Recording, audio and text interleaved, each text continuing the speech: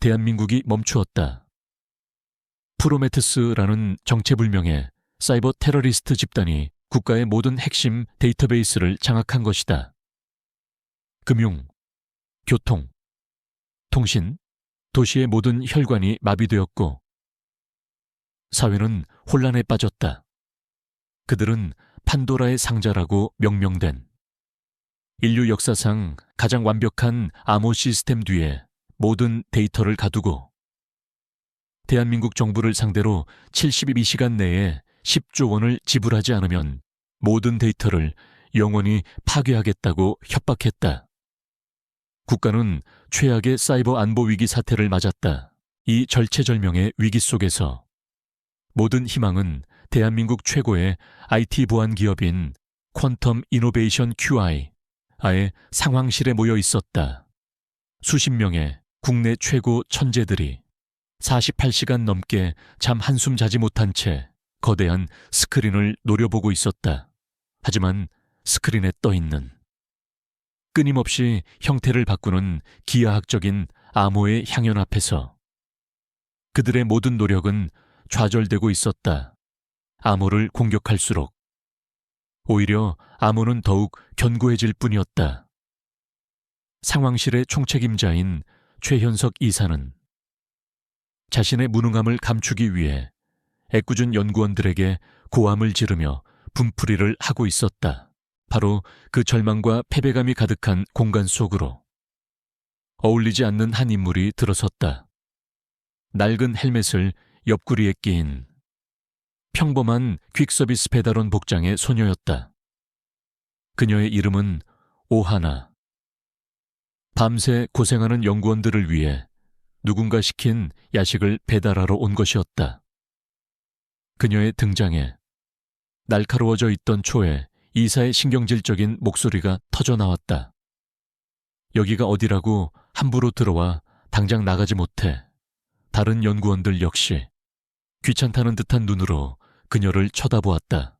하나는 주눅이 들어 고개를 숙였다. 그녀는 그저 영수증의 서명을 받고 빨리 이곳을 벗어나고 싶을 뿐이었다. 그녀가 서명을 기다리는 동안 그녀의 시선이 무심코 상황실의 메인 스크린에 닿았다. 그곳에는 대한민국 최고의 천재들을 좌절시킨 판도라의 상자가 섬뜩한 아름다움을 뽐내며 빛나고 있었다. 하나는 그 복잡한 암호를 마치 신문 헤드라인을 읽는 것처럼 무심하게 훑어보았다. 그리고 그녀의 입에서 혼잣말 같은 중얼거림이 흘러나왔다. 어라, 어렵게들 푸시네. 그녀는 자신에게 가장 가까이 서 있던 젊은 연구원을 향해 스크린을 손가락으로 가리키며 말했다.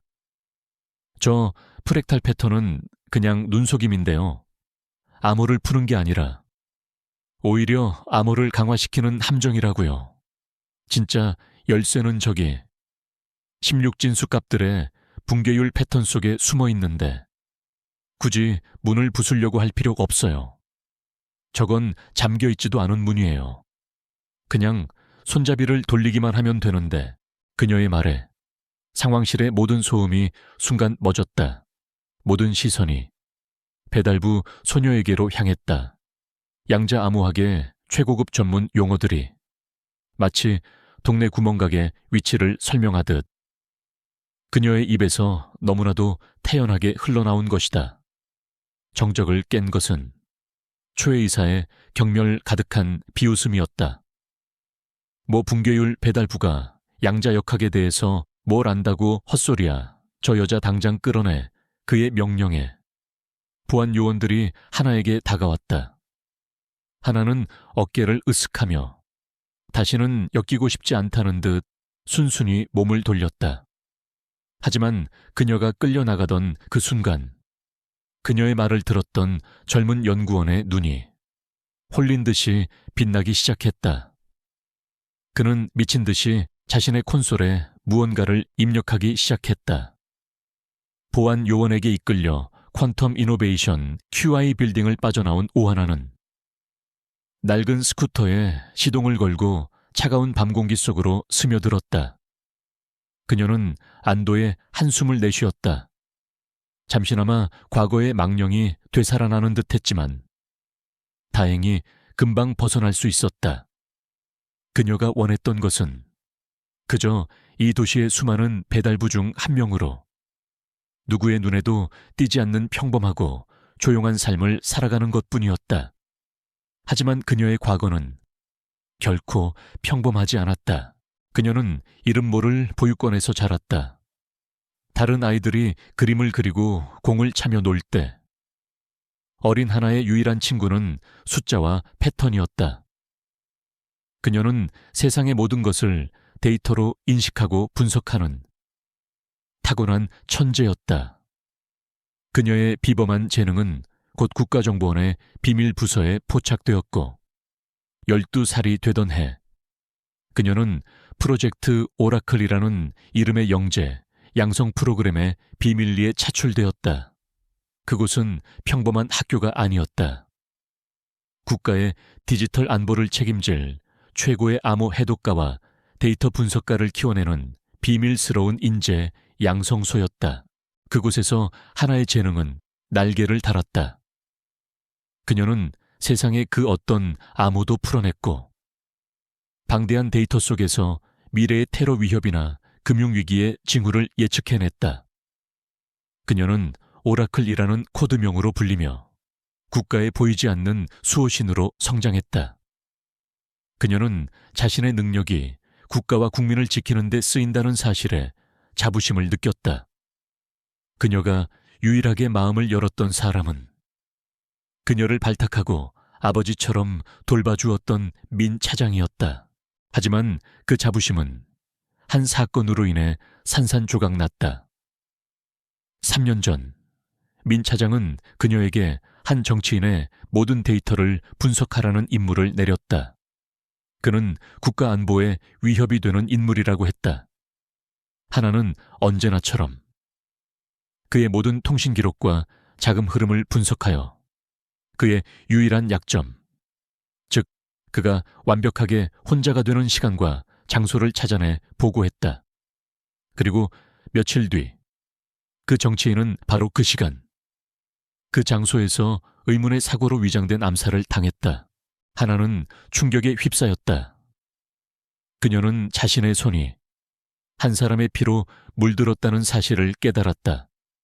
그녀는 금기를 어기고 사건의 배후를 파고들었다. 그리고 끔찍한 진실을 마주하게 되었다. 그 정치인은 국가의 위협이 아니었다. 그는 부패한 권력층의 비리를 폭로하려던 정의로운 사람이었다. 그녀의 분석은 국가를 지키는 데 쓰인 것이 아니라 더러운 정치 공작의 도구가 되었던 것이다. 그녀가 믿었던 모든 것이 거짓이었다. 그날 이후 오라클은 사라졌다. 그녀는 자신의 천재적인 해킹 능력을 이용해 국가정보원의 서버에서 프로젝트 오라클과 관련된 모든 기록과 자신의 존재를 영원히 삭제해버렸다. 그리고는 세상의 가장 낮은 곳으로, 가장 평범한 삶 속으로 숨어들었다. 배달부 오하나의 삶은 과거에 대한 그녀의 속죄이자 도피처였다. 자신의 작은 옥탑방으로 돌아온 하나는 창밖으로 보이는 서울의 야경을 물끄러미 바라보았다. QI 상황실에서 보았던 판도라의 상자. 그것은 그녀가 지금까지 보아왔던 그 어떤 암호보다도 아름답고 또 위험했다. 풀고 싶다는 지적 욕망과 다시는 과거와 엮이고 싶지 않다는 공포가 그녀의 마음속에서 충돌했다. 그녀는 애써 고개를 저었다. 자신과는 상관없는 일이다. 내일 아침이면 모든 것이 잊힐 것이다. 그녀는 그렇게 스스로를 위안하며 잠을 청했다. 보안 요원들이 오하나의 양팔을 붙잡고 밖으로 끌어내려던 순간이었다. 잠깐만요. 절박한 목소리가 상황실의 소란을 갈랐다. 목소리의 주인공은 이제 막 입사한 지 1년 된 말단 연구원 김민준이었다. 그는 지난 48시간 동안 최현석 이사의 멸시와 압박 속에서 온갖 방법을 시도했지만 모두 실패하며 절망에 빠져 있었다. 지푸라기라도 잡는 심정으로 그는 최 이사에게 외쳤다. 이사님, 단 1분만 저 배달부 말대로 한번 해보게 해주십시오. 어차피 지금은 다른 방법도 없지 않습니까? 최현석은 코웃음을 쳤다. 그는 이 기회에 건방진 말단 사원과 헛소리를 한 배달부를 함께 공개적으로 망신시켜 본보기로 삼을 생각이었다. 좋다. 1분 주지. 어디 한번 그 대단한 배달부님의 예언이 맞는지 직접 증명해봐. 그의 허락에 김민주는 미친 듯이 자신의 키보드를 두드리기 시작했다. 그는 하나의 조언대로 눈앞의 화려한 프랙탈 패턴은 무시하고 오직 화면 가장자리에서 명멸하는 16진수값들의 변화율, 즉 붕괴율 패턴을 분석하는 새로운 스크립트를 짜 넣었다. 상황실의 모든 시선이 그의 모니터에 집중되었다. 10초, 20초, 아무런 변화도 없었다. 초에 이사의 입가에 조롱의 미소가 떠오르려는 순간 김민준의 화면에 믿을 수 없는 결과값이 나타났다. 붕괴 패턴 확인, 키 시퀀스 7373 아파나요. 너무나도 단순한 숫자 조합이었다. 김민준은 떨리는 손으로 그 숫자들을 메인 시스템에 입력했다. 그러자 지난 이틀간 대한민국 최고의 천재들을 농락했던 거대한 판도라의 상자 암호가 마치 신기루처럼 소리 없이 한순간에 스크린에서 사라져버렸다. 그 자리에는 1차 데이터 금융이라는 이름에 잠긴 폴더 아이콘 하나만이 남아있었다. 상황실은 순간 완벽한 정적에 휩싸였다. 그리고 다음 순간 폭발적인 환호성이 터져나왔다.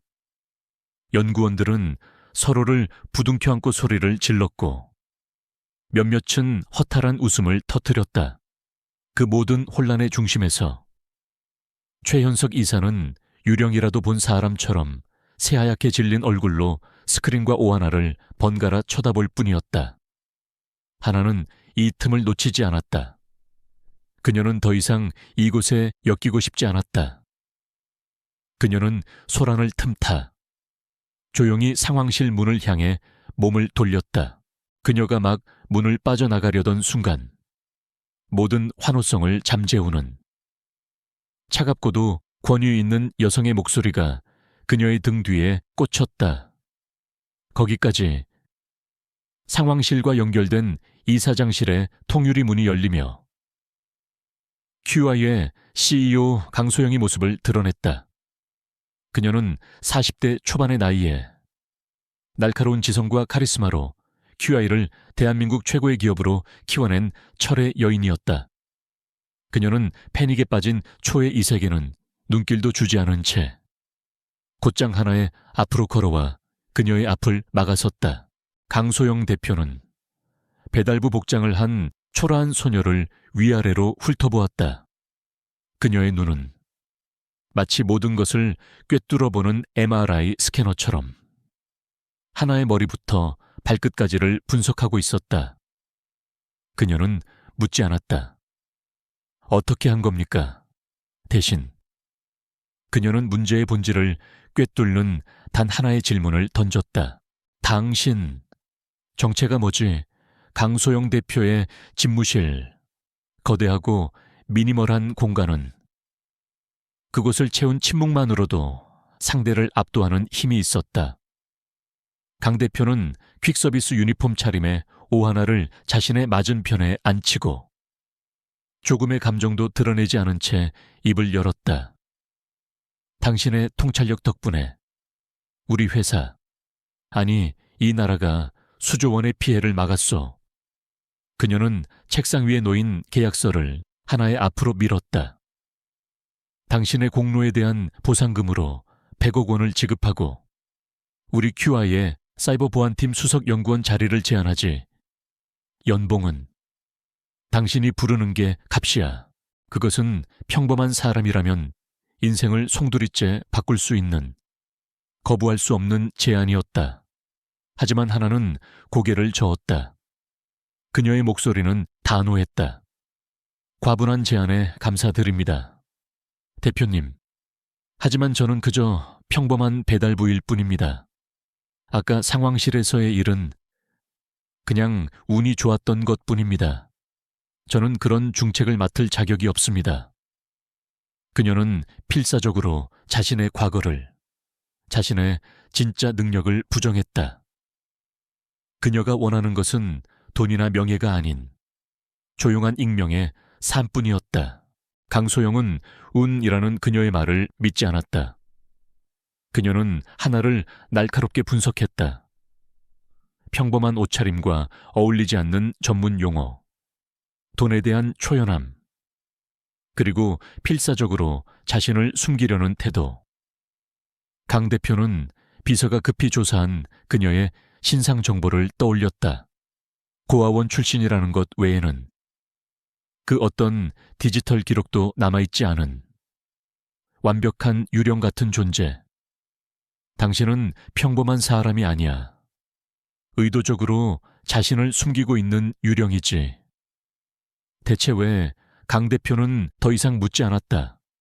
대신 그녀는 하나의 손에 작은 위성 통신 장비를 쥐어주었다.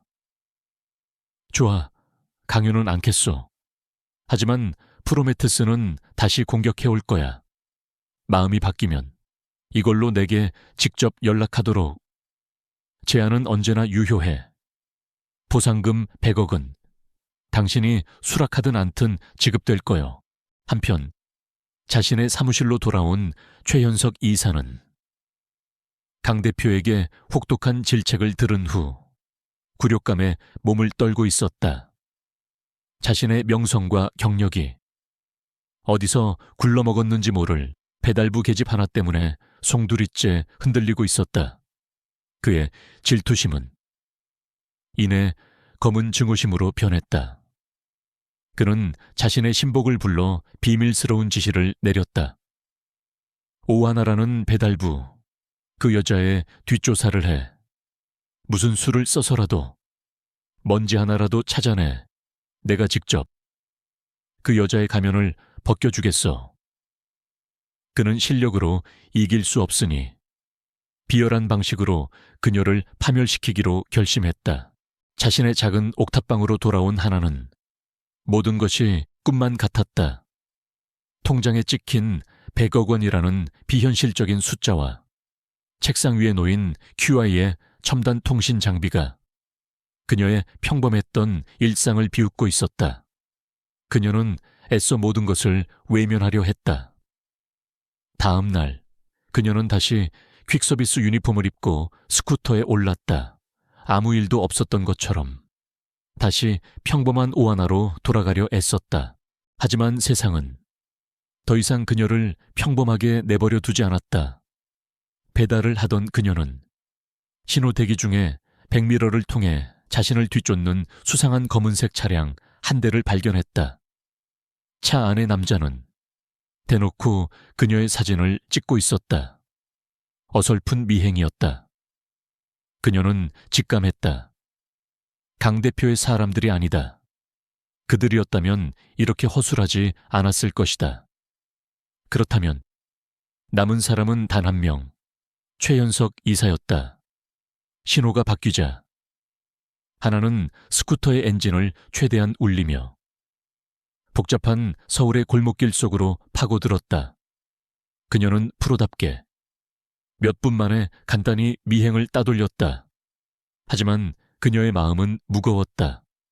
제안은 거절할 수 있지만 위협은 피할 수 없다는 것을, 그녀가 버린 과거가 마침내 사냥개의 모습으로 그녀의 뒤를 쫓기 시작한 것이었다. 오하나가 평범한 일상으로 돌아가려 발버둥치던 바로 그날 밤, 세상은 다시 한번 뒤집혔다.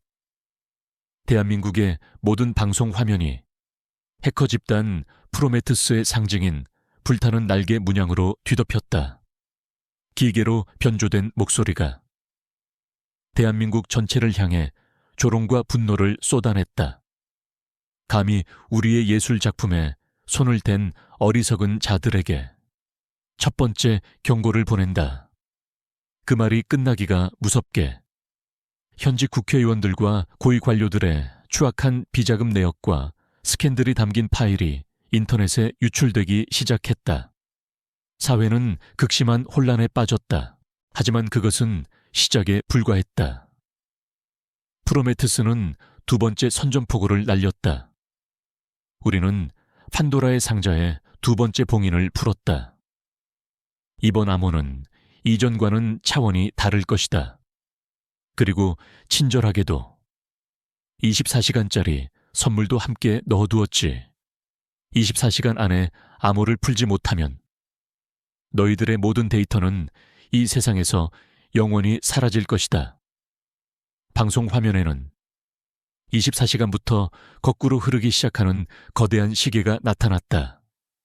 국가의 운명을 건 잔혹한 카운트다운이 시작된 것이었다. 퀀텀 이노베이션 QI의 상황실은 그야말로 절망의 도가니였다. 스크린에 새로 나타난 2단계 암호는 이전의 프랙탈 패턴과는 완전히 다른 4차원의 시공간을 형상화한 듯한 기괴하고도 복잡한 구조를 띠고 있었다. 최현석 이사를 포함한 모든 전문가들은 그 압도적인 구조 앞에서 전의를 상실했다.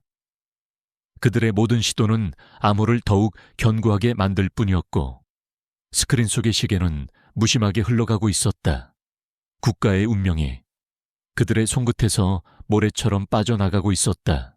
같은 시각 자신의 작은 옥탑방에서 하나는 낡은 텔레비전을 통해 이 모든 상황을 지켜보고 있었다. 그녀는 애써 외면하려 했다. 더 이상 엮이고 싶지 않았다.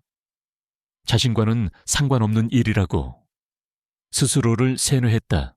하지만 스크린 속에서 공포에 질린 사람들의 모습과 속수무책으로 흘러가는 카운트다운 시계를 볼 때마다 그녀의 마음속에서 무언가 뜨거운 것이 치밀어 올랐다. 그것은 과거, 자신의 능력이 악용되었을 때 느꼈던 죄책감이자 눈앞의 위기를 해결할 수 있는 유일한 사람이 바로 자신이라는 것을 아는 자의 무거운 책임감이었다. 그녀는 통장에 찍힌 100억이라는 숫자와 책상 위에 놓인 강소영 대표의 비상통신 장비를 번갈아 보았다. 그녀는 지난 3년간 과거로부터 도망치기 위해 필사적으로 살아왔다. 하지만 그녀는 깨달았다. 진정한 속죄는 도망치는 것이 아니라 자신의 능력을 올바른 곳에 사용함으로써 과거의 잘못을 바로잡는 것이라는 것을 그녀는 마침내 결심했다. 더 이상 오하나라는 가면 뒤에 숨지 않기로 세상을 구하기 위해 다시 한번 과거의 유령, 오라클이 되기로 강소영 대표는 대통령 비서실로부터 빗발치는 전화를 받으며 절망적인 표정으로 상황실의 카운트다운을 지켜보고 있었다. 그녀의 마지막 희망은 책상 위에 놓인 작은 통신 장비뿐이었다. 바로 그때 기적처럼 통신 장비가 짧은 진동과 함께 녹색 불빛을 깜박였다. 그녀는 황급히 장비를 집어들었다. 암호화된 화면 위로 짧은 텍스트 메시지 한 줄이 떠올라 있었다. 강 대표님, 배달부입니다. 잡아야 할 바이러스가 생긴 모양이군요. 제 조건이 있습니다. 오라클, 오하나가 오라클이라는 이름으로 돌아온 순간 전세는 역전되기 시작했다. 강소영 대표는 정부의 최고위층과 국가정보원 NIS에 자신이 익명의 조력자와 접촉했음을 알렸다. 하지만 그녀는 조력자의 신원에 대해서는 철저히 함구했다. 그녀는 직감적으로 이 미스터리한 천재가 정부조차 믿지 못하고 있다는 것을 깨달았다. 대통령은 강 대표에게 모든 권한을 위임했고 NIS는 공식적으로 유령 배달부 오하나를 찾기 위한 대대적인 수색 작전을 시작했다. QI의 상황실은 이제 두 개의 다른 작전이 동시에 펼쳐지는 기묘한 공간이 되었다. 한쪽에서는 최현석 이사가 NIS 요원들과 함께 공개적으로 오하나의 행방을 쫓고 있었다. 하지만 그의 진짜 속내는 오하나를 찾아 돕는 것이 아니었다.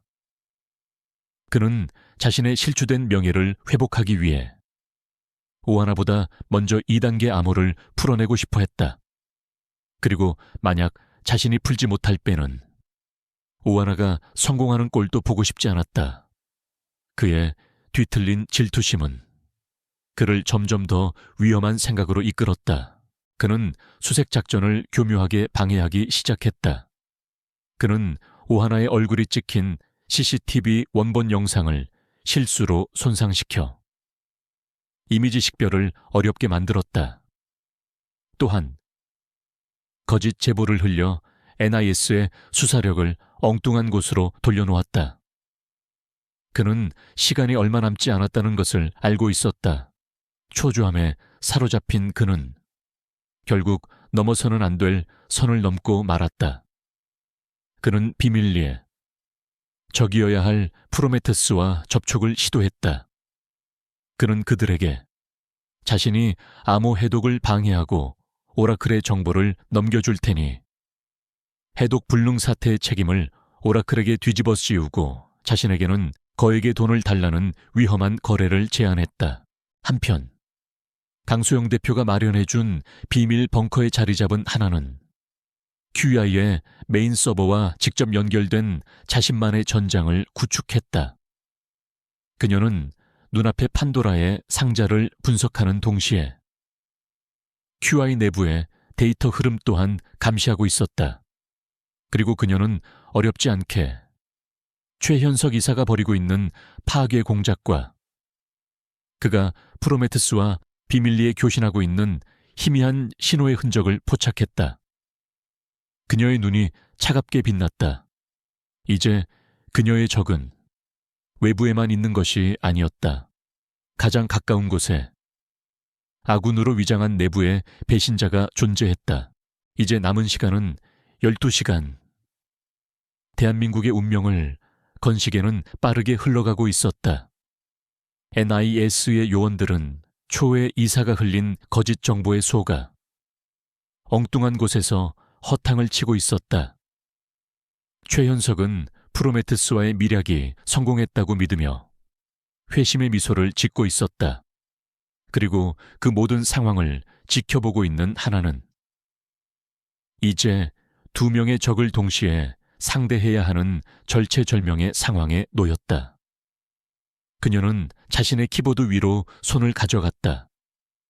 그녀의 표정은 비장했다. 이제부터는 단 한 번의 실수도 용납되지 않는 외로운 천재의 마지막 싸움이 시작될 터였다. 강소영 대표의 전적인 신뢰를 얻은 오하나는 마침내 오라클로서 자신의 진짜 전장으로 복귀했다.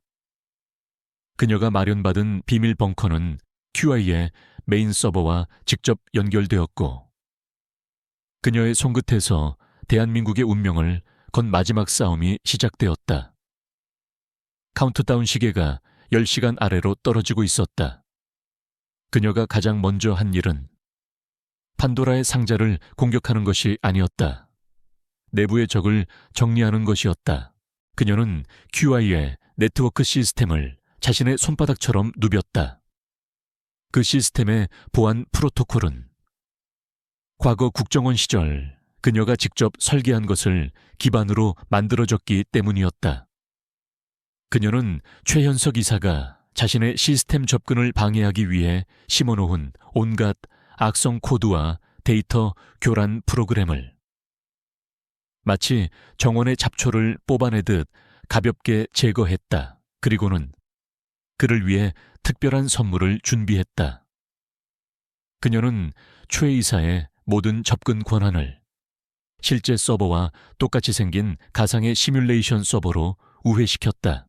최현석은 자신의 사무실에서 오라클의 작업을 방해하기 위해 필사적으로 시스템을 공격하고 있었다. 그는 자신의 공격이 성공하고 있다고 믿으며 회심의 미소를 지었지만 사실 그가 하고 있는 모든 것은 하나가 만들어 놓은 가상의 모래성 위에서 벌이는 삽질에 불과했다. 하나는 그의 모든 반역 행위를 실시간으로 녹화하며 증거를 수집하는 동시에 그를 완벽하게 무력화시켰다. 이제 방해꾼은 사라졌다. 그녀는 마침내 눈앞의 거대한 괴물, 판도라의 상자 2단계 암호와 마주했다. 다른 전문가들의 눈에는 혼돈으로 보였던 4차원 암호 매트릭스는 하나의 눈에는 하나의 살아있는 유기체처럼 보였다. 그것은 외부의 공격을 받으면 받을수록 그 에너지를 흡수해 스스로를 더 강하게 만드는 구조였다. 힘으로 부수는 것은 불가능했다. 그녀는 발상을 전환했다. 암호를 파괴하는 것이 아니라 설득하기로. 그녀는 공격적인 코드를 입력하는 대신 판도라의 상자가 사용하는 것과 동일한 구조에 지극히 평화롭고 안정적인 알고리즘을 시스템에 흘려보내기 시작했다. 그것은 암호와의 대화 시도였다. 처음에는 아무런 반응도 없던 암호 시스템이 서서히 그녀의 코드에 동화되기 시작했다. 미친 듯이 요동치던 매트릭스의 움직임이 점차 느려지고 혼돈의 패턴 속에 숨겨져 있던 질서와 규칙성이 드러나기 시작했다. QI 상황실의 연구원들은 자신들의 눈앞에 펼쳐진 경이로운 광경에 할 말을 잃었다. 바로 그때 하나의 모니터에 오직 그녀만이 볼 수 있는 비밀 메시지 하나가 떠올랐다. 프로메테우스의 리더가 보낸 것이었다. 결국 너였군. 무덤에서 기어나왔나. 오라클, 실력이 녹슬진 않았는지 한번 볼까? 하나는 메시지를 보낸 자의 코드 서명에서 그가 누구인지 즉시 알아차렸다. 그는 과거 프로젝트 오라클 시절 늘 그녀의 재능을 시기했던 라이벌이자 비리 사건에 연루되어 조직에서 쫓겨났던 비운의 천재였다. 그녀는 키보드 위로 손가락을 가져갔다. 이제 이것은 국가의 운명을 건 싸움이자 과거의 악연을 끊어내기 위한 두 천재의 마지막 자존심 대결이 되었다. 그녀는 짧은 답신을 보냈다. 게임은 이제부터 시작이야. 오라클의 귀환을 확인한 프로메테우스의 리더 케인은 분노와 함께 희열을 느꼈다. 그는 과거 프로젝트 오라클 시절 단 한 번도 하나의 그림자를 넘어본 적이 없었던 2인자였다. 그의 마음속 깊은 곳에는 하나를 향한 열등감과 증오가 독처럼 퍼져 있었다. 그는 이 싸움을 자신의 천재성을 증명하고 과거의 굴욕을 되갚아줄 마지막 기회라고 생각했다. 그는 즉시 판도라의 상자의 모든 방어 시스템을 공격 시스템으로 전환했다. 이제 암호는 침입자를 막는 성벽이 아닌 침입자를 파괴하는 거대한 미로가 되었다. 하나의 스크린 위로 케인의 공격적인 코드가 폭풍처럼 몰아치기 시작했다. 그의 코드는 화려하고 파괴적이며 오만했다. 마치 자신의 존재감을 과시하려는 듯을 했다. 하지만 하나는 그의 공격에 정면으로 맞서지 않았다. 그녀는 마치 흐르는 물처럼 그의 모든 공격을 유연하게 흘려보내고 그 힘을 역이용하여 시스템의 안정성을 유지했다. 케인이 힘으로 문을 부수려 한다면 하나는 그 문을 열어주어 그 힘이 허공을 가르게 만들었다. 그녀의 코드는 간결하고 효율적이며 무자비할 정도로 논리적이었다.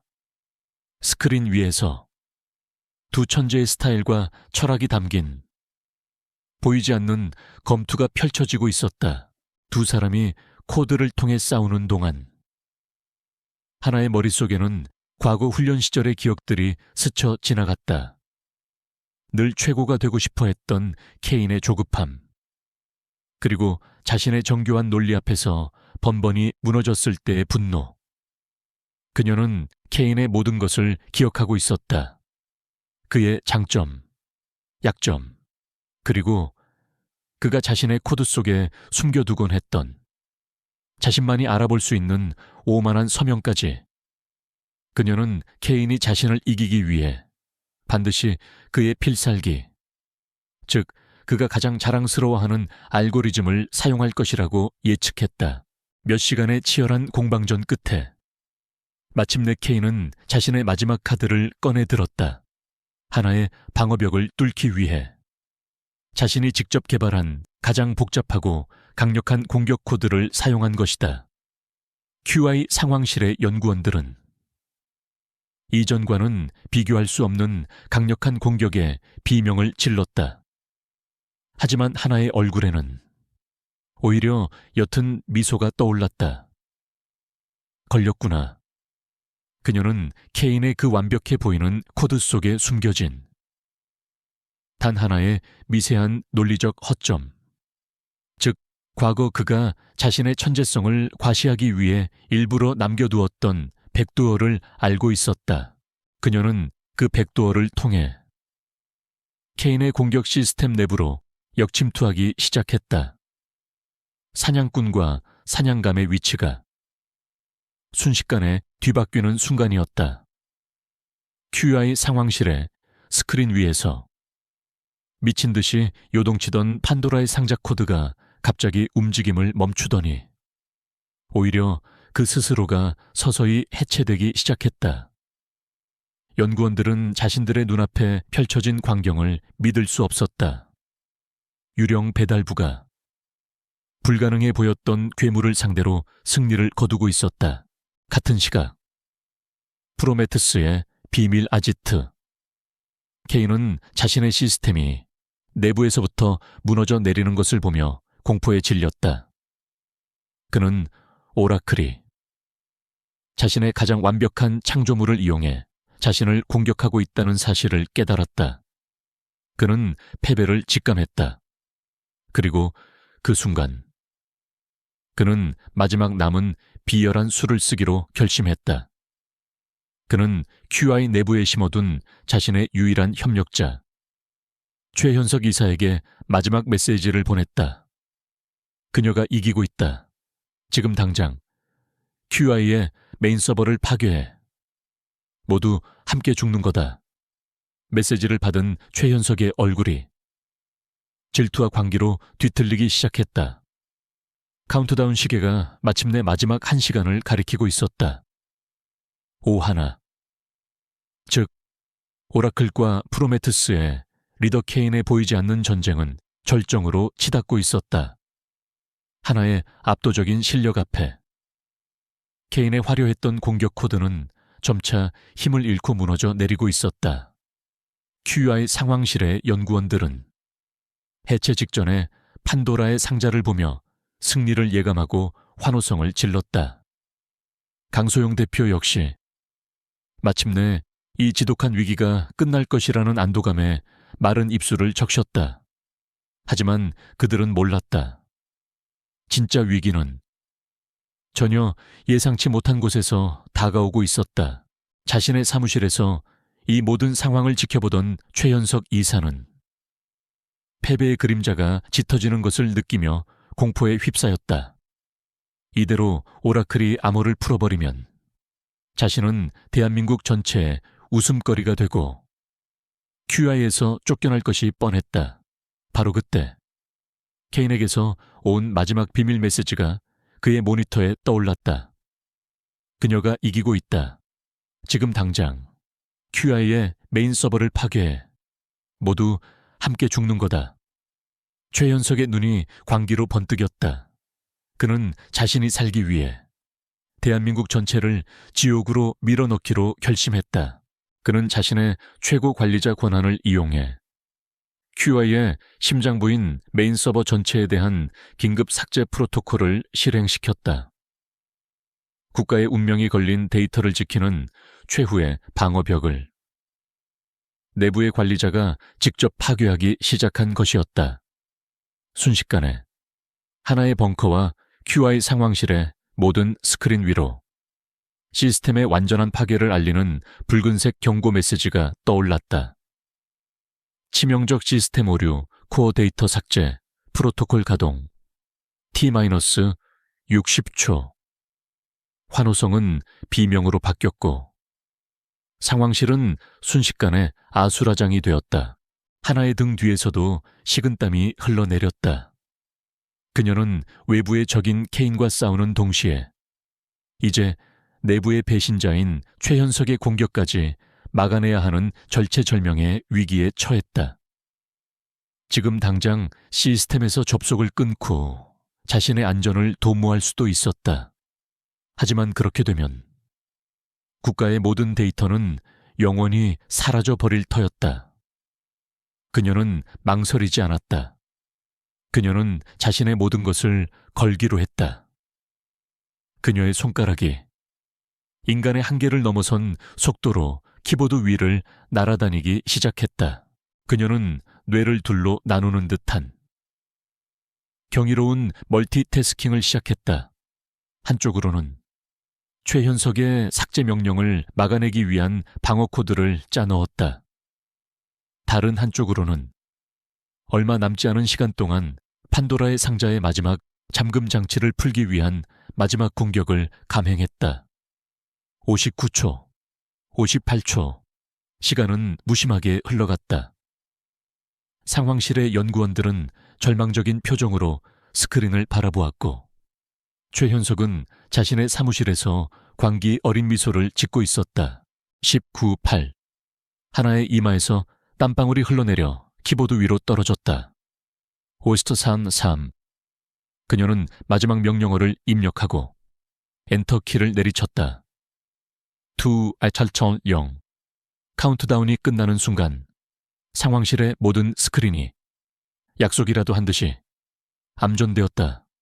완벽한 정적, 완벽한 어둠, 모든 것이 끝난 것일까? 성공인가? 아니면 실패인가? 그 누구도 결과를 알 수 없었다. 암전된 스크린 앞에 10초는 영원과도 같이 길었다. QI 상황실의 모든 사람들은 절망 속에서 숨을 죽였다. 대한민국이 이렇게 끝나는 것인가? 최현석 이사는 자신의 사무실에서 승리의 미소를 지었다.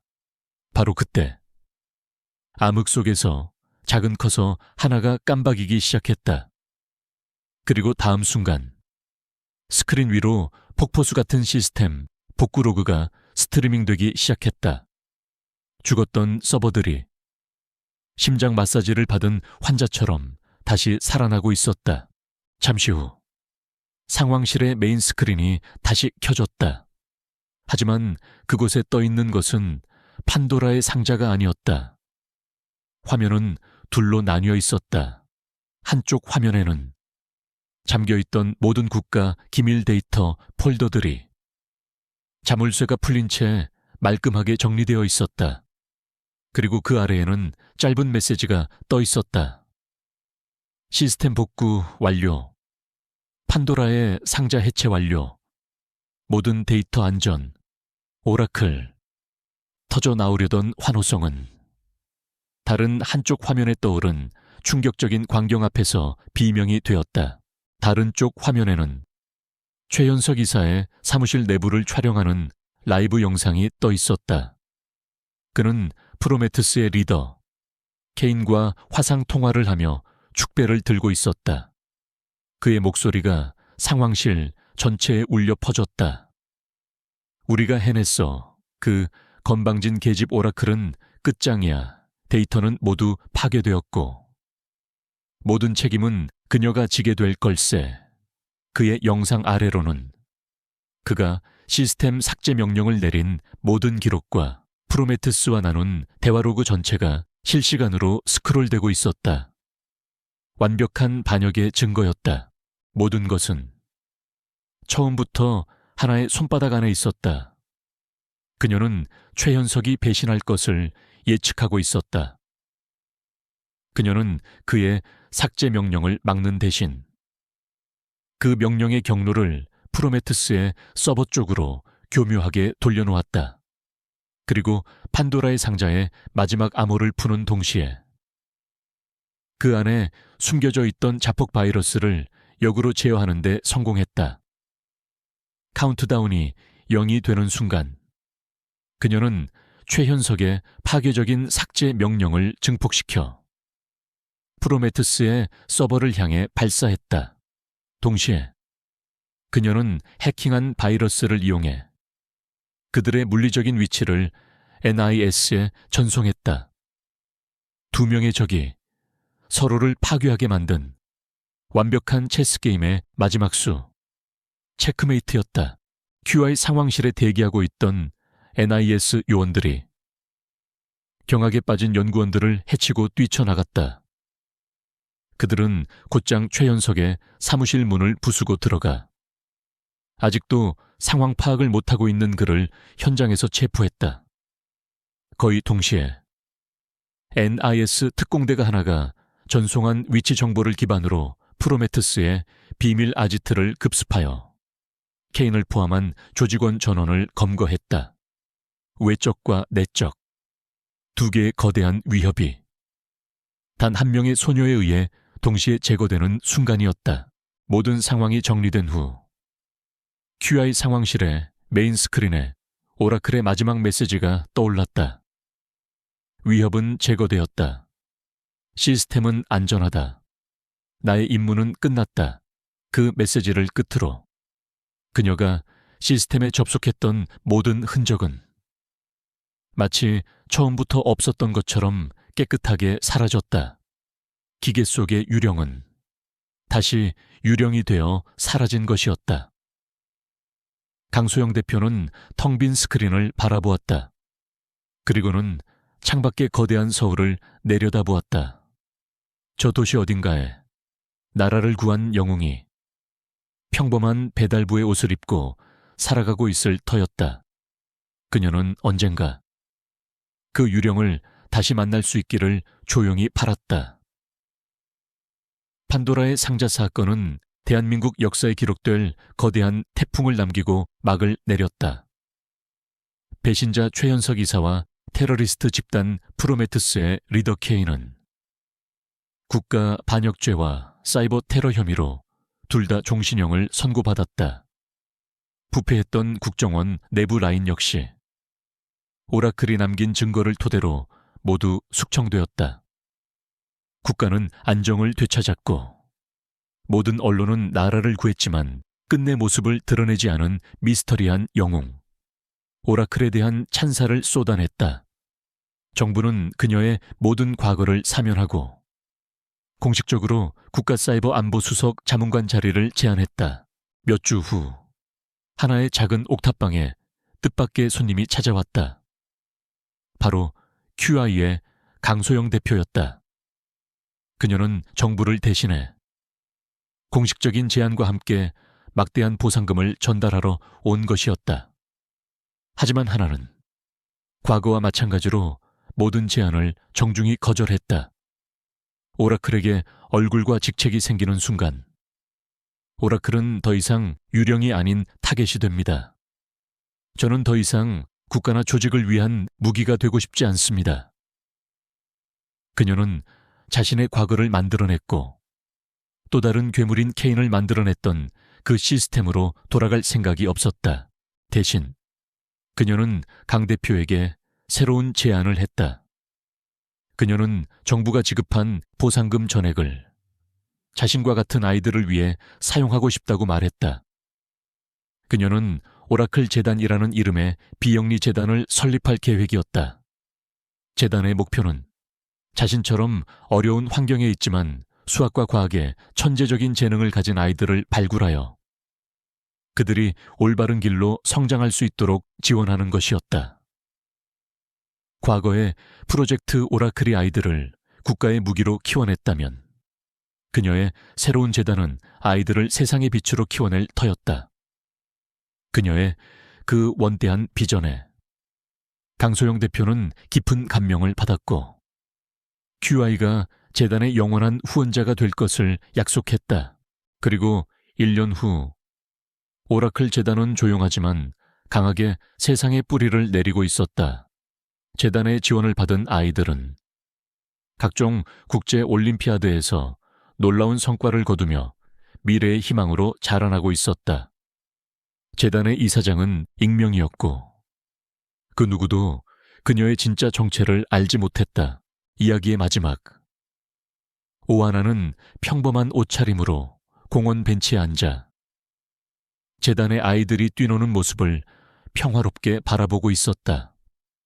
그녀는 더 이상 퀵서비스 배달부는 아니었지만 여전히 세상에 눈에 띄지 않는 조용한 삶을 살고 있었다.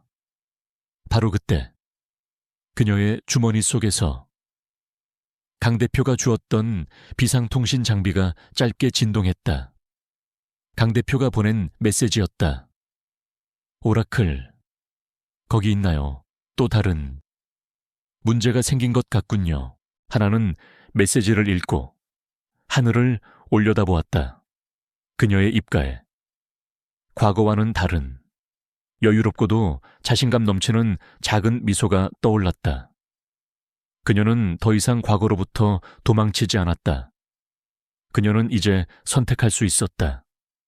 평범한 오하나로 남을 것인지, 세상을 구하는 오라클이 될 것인지, 그녀는 자신의 비범한 운명을 마침내 자신의 손안에 온전히 통제하게 된 것이었다.